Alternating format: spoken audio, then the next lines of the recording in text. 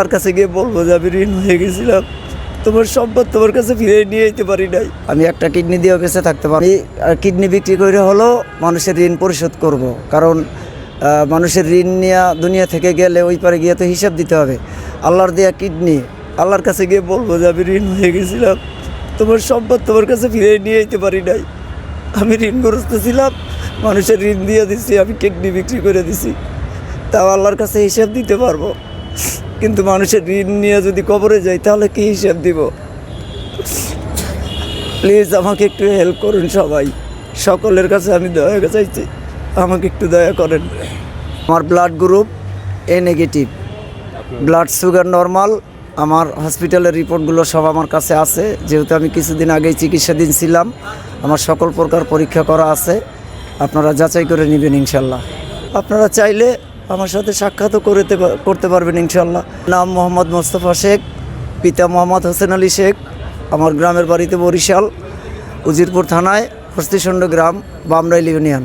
যদি একটা auto rickshaw হয় তাইলে হয়তো বা আমি দৈনিক 1000-1200। আমি ইজি বাইকে বসাছিলাম, ইজি বাইকটা উল্টি দিয়ে পড়ে যায়, আমার গায়ের উপরে পড়ে এবং রাস্তায় পাকা রাস্তায় ঘষা খাইয়া আমার এই গোস্ত ছেঁচড়ে যায়। এই যে আমার পায়ের গোস্ত ছেঁচড়ে যায় এখান থেকে, সেখানে আবার গোস্ত হয়। আমি বরিশাল শেরেবাংলা মেডিকেল কলেজে এই চিকিৎসাধীন ছিলাম। একটা কিডনি, যদি মানুষ তো এক কিডনিতেও বাইচা থাকে, আল্লাহ বাঁচায় রাখে। তো আমার একটা কিডনি বিক্রি করে হলেও আমি যদি আমার এই ঋণ পরিশোধ করতে পারি তাহলে সেই চেষ্টাও চালিয়ে যাব।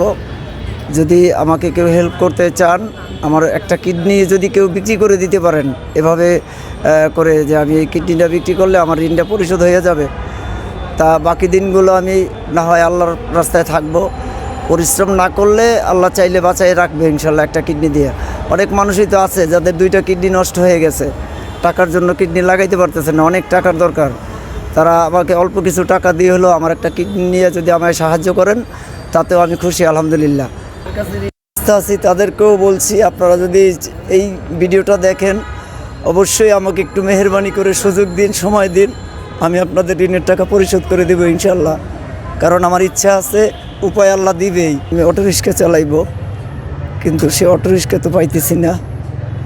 এখন মানবিক দৃষ্টিকোণ থেকে যদি কেউ আমাকে একটা অটো রিক্সা দান করেন কোনো সংস্থা থেকে, আল্লাহর কাছে দোয়া করব আপনাদের জন্য, আর আমিও যেন ঋণমুক্ত হইতে পারি সকলের সহযোগিতা নিয়ে। আমার বাবা মা অসুস্থ, তাদের জন্য দোয়া করবেন, আল্লাহ জানি তাদেরকে সুস্থ রাখে।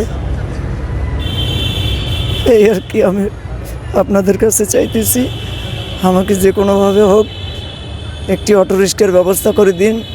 আমি ঢাকা সিটিতে চালাইলে আমি ঋণ পরিশোধ করতে পারবো। ঢাকা মেট্রোপলিটন পুলিশ, ওনাদেরকেও ধন্যবাদ জানাচ্ছি। আমি 2 দিন গাড়ি চালাইছি, ওনারা আমাকে কোনো ডিস্টার্ব করে নাই। আমার এই লাঠিটা বাঁধা ছিল, যার কারণে ওনারা আমাকে কোনো ডিস্টার্ব করে নেই। দেশ ও দেশের বাইরে যারা আছেন সবাই আমার দিকে একটু লক্ষ্য করুন।